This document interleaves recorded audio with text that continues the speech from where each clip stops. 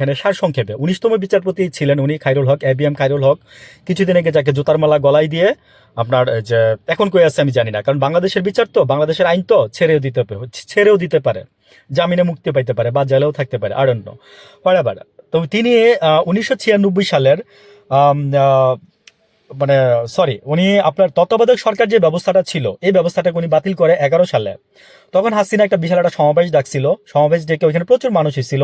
এর আগে পরে বিএনপির এত বড় সমাবেশ এখন পর্যন্ত করতে পারে না, স্টিল নাও। তো রোজার মাস ছিল কি, হইতে পারে ফেব্রুয়ারিতে নির্বাচনটা হয়েছিল, পরে মানে রোজার মাস ছিল।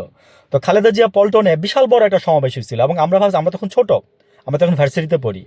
তো তখন খালেদা জিয়া বলছিল যে 3 মাস টাইম দিচ্ছে, এই 3 মাসের মধ্যে যদি এই তত্ত্বাবধায়ক সরকার যদি বাদ না করেন তাহলে মানে ভালো খবর আছে। তা আমরা ভাবছিলাম যে অবশ্যই ভাই, যে লাউ সেই কদু, বরং আপনার উল্টা আপনারা হাসিনা খালেদারে দেখাই দিচ্ছে। হাসিনা কিন্তু খালেদা জিয়ার আপা ডাকতো, এটা কি জানেন কিনা আমি জানি না, মানে সম্মান করতো। দুজন মিলে তো এরশাদকে উঠাইছে তারা। এটা তো এটা এটা এটা হয়তো অনেকেই জানেন, দুজন মিলে তারা এরশাদকে উঠাইছে।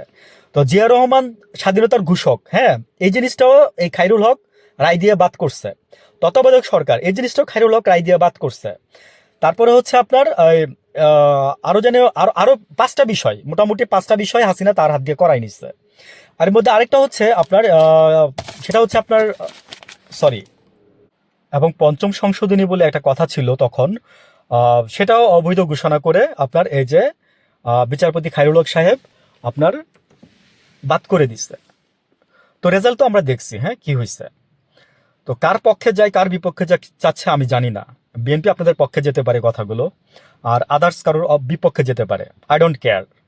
আমি সবসময় ফাইট করি সত্যটার জন্য, ন্যায়ের জন্য, এটাই আমার মোরাল।